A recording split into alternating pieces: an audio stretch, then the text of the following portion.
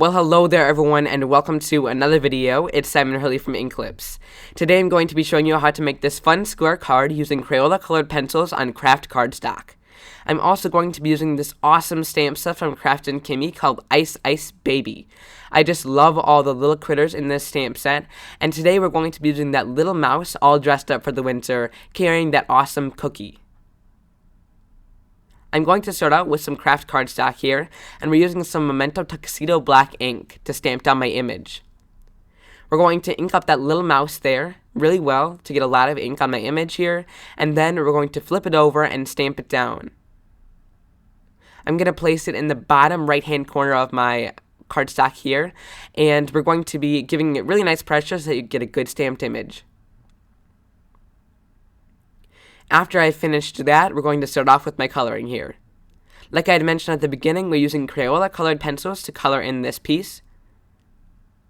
I've sped this up a little bit and I've zoomed it in quite a bit so you guys can see in depth of what I'm doing with my colored pencils. I like to start off with my darkest color here and lay it down where all the drop shadows would be. For instance, where the pockets would meet the coat or where the cookie would meet the coat, I'm going to put drop shadows in there. So wherever an object meets another object, you want to put a dark drop shadow. The reason why I'm also laying my dark color down first is because there is quite a bit of a wax buildup when you don't do that, and it's harder to lay down your last colors, so you really want to lay down that darker color and make it really intense at the beginning. Now I'm coloring in with some lighter colors here, lighter shades of green, and I think all in all for this coat I used 4 shades of green. I'm coloring that in and blending it out here. And I was kind of surprised that these Crayola colored pencils worked on the Kraft cardstock because they're not the highest quality colored pencil and they're a little bit more inexpensive. I didn't know how well they would work, but they give a lot of pigment on that cardstock and I think it looks really good. These also blend really nicely. I've had a couple questions about that, and they work really well on all different cardstocks. You just want to make sure your cardstock has a little bit of tooth so that so that the colored pencil has something to grab onto.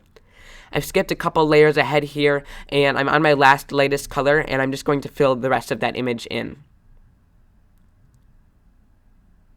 One thing you want to know is once you're done coloring, you're still going to be able to see a little bit of Kraft cardstock underneath your coloring. So that's one thing that I really like about that. And as you guys know, I love using Kraft cardstock in my projects.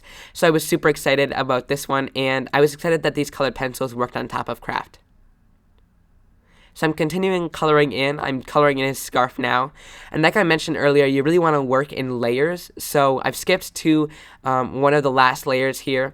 But you really do want to work in a ton of different layers. And I think on almost every piece of the mouse, I worked with at least 4 or 5 colors to all blend out, and that's how you really get your blending nicely. So this will take you a little bit of time. Mine took me quite a bit of time to color in this image, but it is definitely worth it for me. You really want to get a nice blend if you're spending that much time, so I like 5 or 4 colors for each thing. So now, like I had mentioned, I'm just kind of adding the darkest color where the drop shadows are. So also I just kind of add them like if a place is looking a little bit bland on a part of the mouse. I just added it kind of around his head and a little bit around his mouth as well because I wanted there to be a lot of dark areas in here and for there to be a lot of shadows and contrast. So I'm just adding that around his headphones as well and around his head. And for this gray part, I think I used 4 colors as well, 4 or 5 colors for the grays, and I think it turned out really nice. I also wanted to mention that you wanted to use a really light pressure on the image that you're coloring. You don't want to push too hard so that it digs into your paper also. And I went out and bought a 50 pack of these colored pencils, but if you don't have as many colors and you don't want to really invest in as many colors, you can use just a simple pack of these and vary the way you hold your pencil and the pressure you put down on the paper, and it will kind of vary the color here. And I also have a video on that in the past, so I'll link to it in this video. I'm just going to quickly color in those headphones as well. I used red, green, and blue as some of the main colors on this card. I thought that those colors went really nicely together, so I'm just coloring his accessories like that. So once I've finished that, I'm also just adding a little bit of a peachy color to his ear because I wanted it to color that in and not leave it the Kraft color.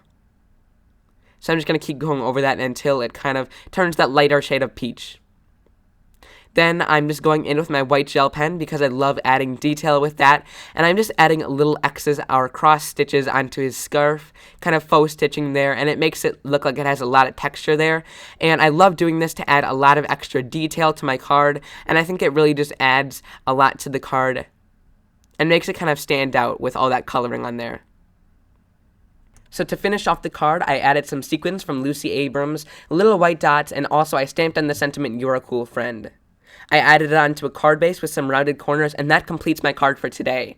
I hope you guys really enjoyed it. If you did, please hit the big thumbs up, and also subscribe to my YouTube channel, and I would really appreciate it. If you would like, you can stop over by CraftinKimmie.com if you're interested in purchasing this awesome stamp set. All the products will be listed and linked down below in the video description here over on YouTube or over on my blog, inklips.com, where you can find much more information and detail about this card and many others. I hope you guys really enjoyed this video, and I'll see you guys soon for another one. Thanks for watching. Bye.